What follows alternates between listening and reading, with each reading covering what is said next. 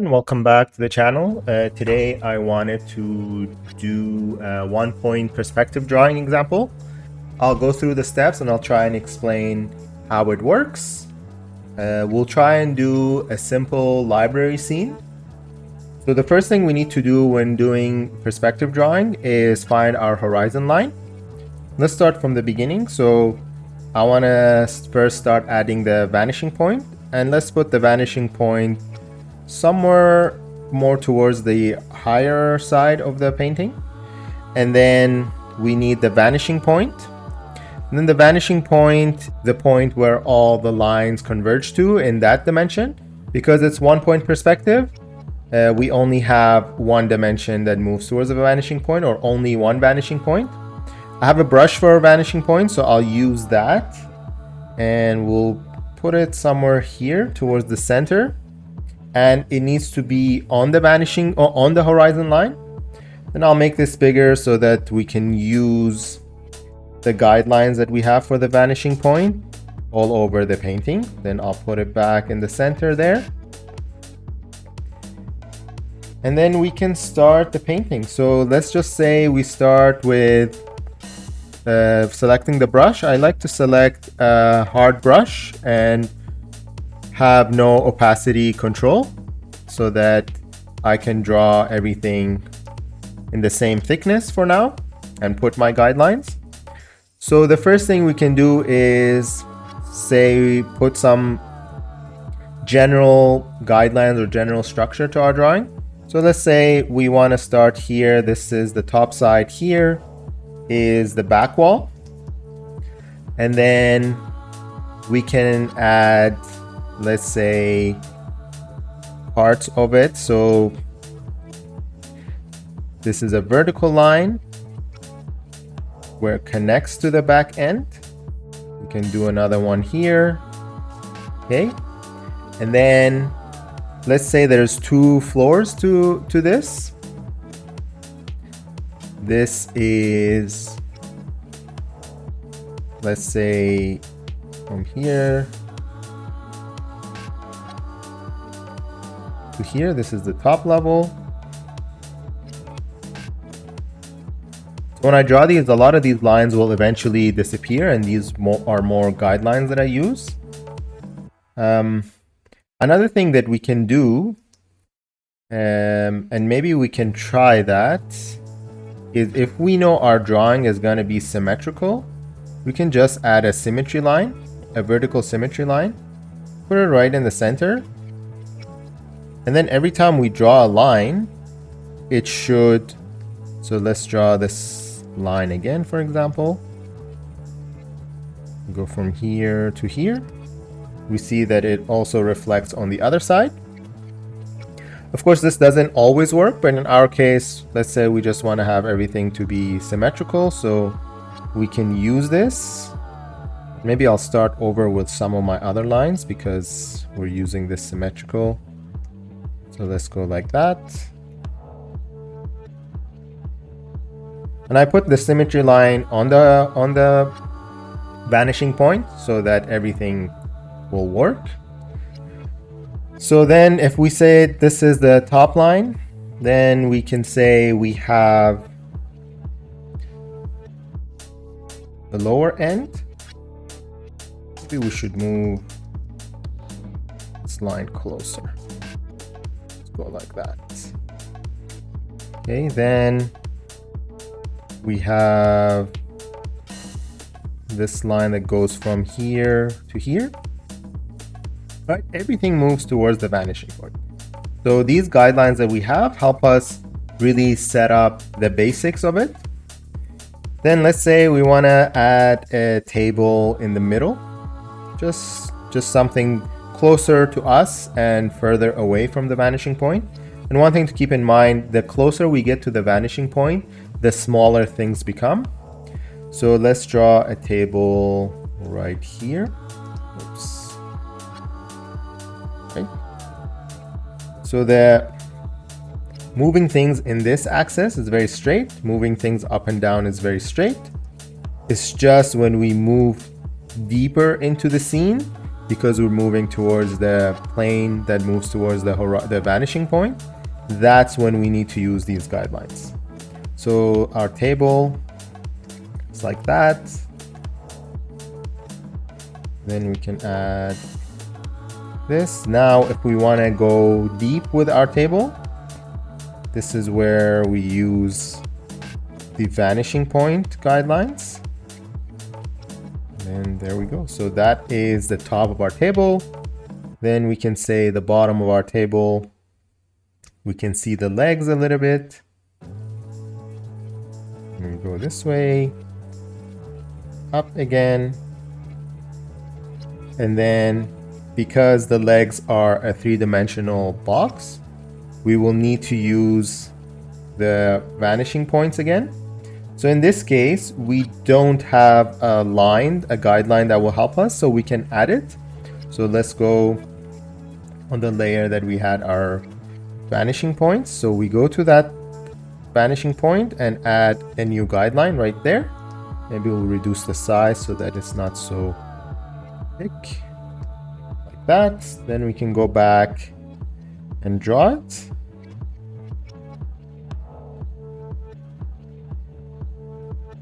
There, and then we can bring it back up. There we go. So that is the leg of our table.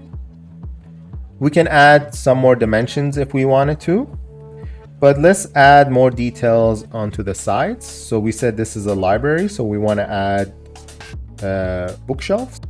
So let's say right here is the first bookshelf and it goes up.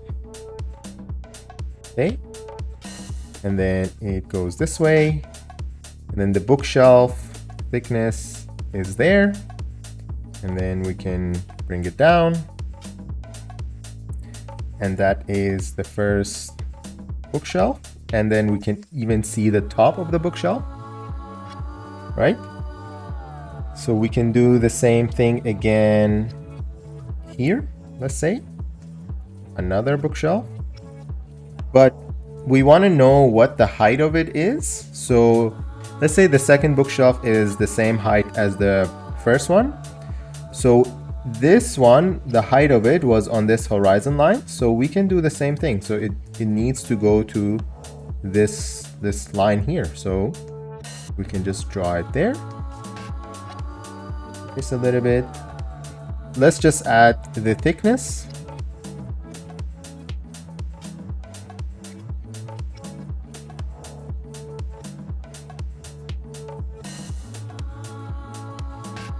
Then we bring it down again. Horizontal line. Another horizontal line. And that's the bookshelf there. We can erase some of these other guidelines that we had. And just a general guideline, the closer, as I mentioned, the closer we get to the vanishing point, the smaller things become, because the further they are from us. So we want to add the third bookshelf, but we want to make sure it's evenly spaced. So the same space that we have here, we have with the third bookshelf. So how do we do that? So we know that the piece is, or the top of the piece is on this vanishing point, right? And so it should be somewhere here. So then we can grab the line tool and extend the line, and I'll do it in blue. Extend the line from the bottom corner towards that vanishing point, but we need to cross the center of the other line. So the center of the other line, let's say, is somewhere here.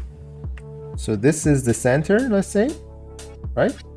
So we're hitting the center, and that line here where it intersects the vanishing point, or the intersects the guideline towards the vanishing point, is our next vertical line. And as you can see, we are a lot closer. This distance, it's a lot shorter than this distance. That is all because of the vanishing point. Okay, we can do the same thing with the other line. So It starts from the bottom here. It crosses the center of the second line, like that. And then we know that this would be the other corner. So we can bring it down like that. Connect these two lines. And then we can draw the top.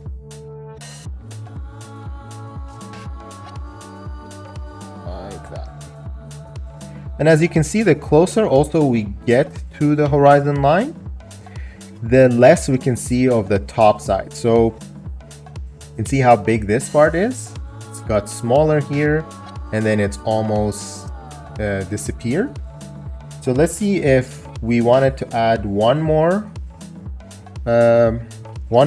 bookshelf. Will we have the space before we hit the wall?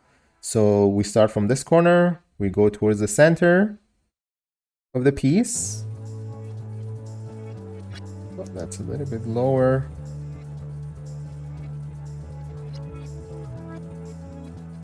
Then we can do the same with the other one. So yeah, we have room for one more bookshelf. So it comes down, let's go black. Comes down like that. This, connect them.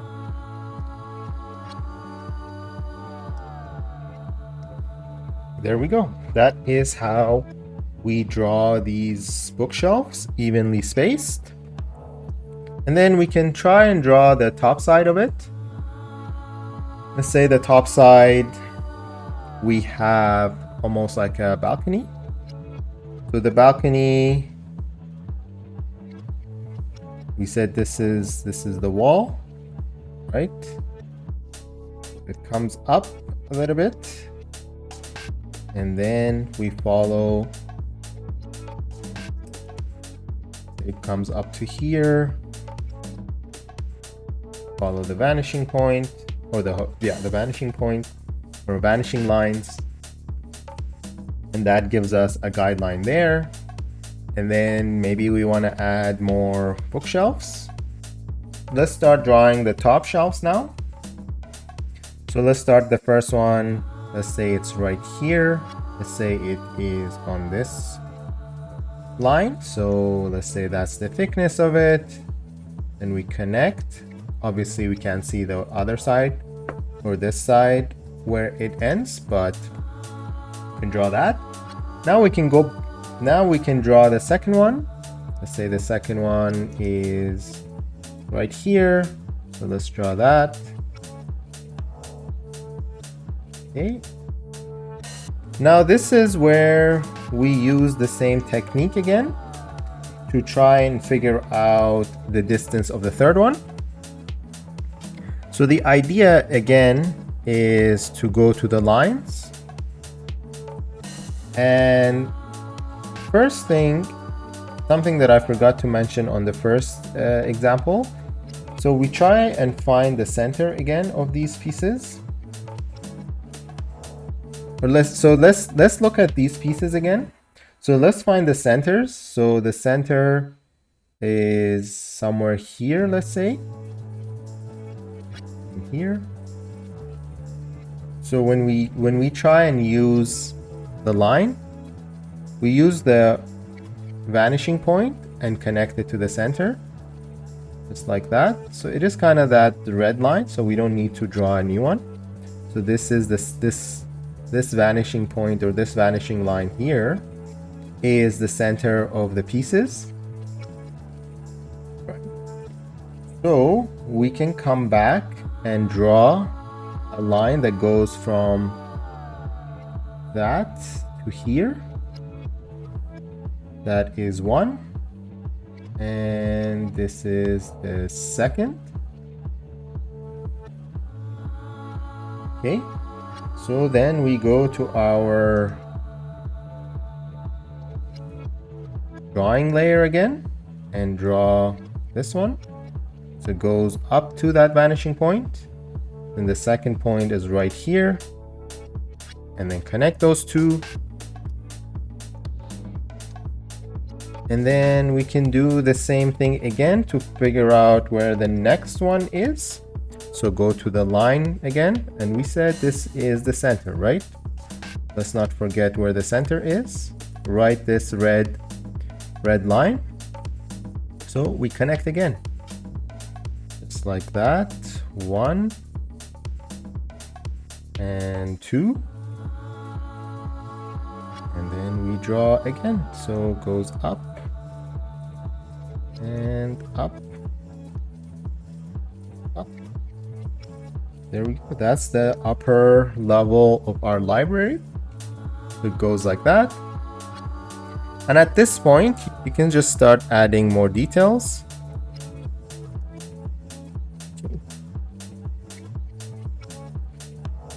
So we can erase these guidelines because they don't apply anymore.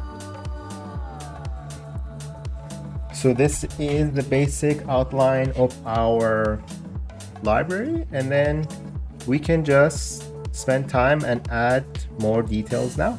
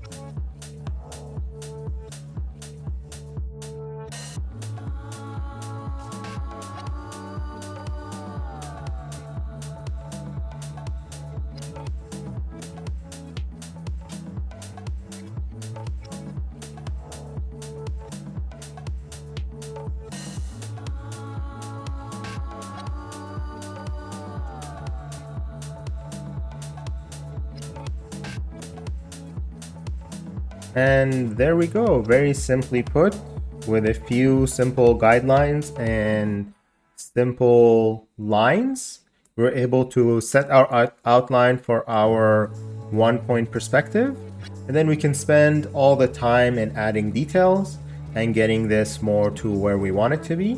Obviously everything now is in boxes, but this is all you need. You can really add the books that you want here if you wanted to, add the shelving like that. You can add some lights if you wanted to, because you know exactly where everything needs to be. And if you needed to reference the these things, you can always move the guidelines up in your layers so you can see them again. And yeah, let's say you wanted to add a light here, for example, like that, and then like that, because you know all the vanishing lines and you have your guidelines, you'll be able to add anything else you wanted to. Let's say you wanted to add a table here, you know exactly how all these dimensions work. You can go like that.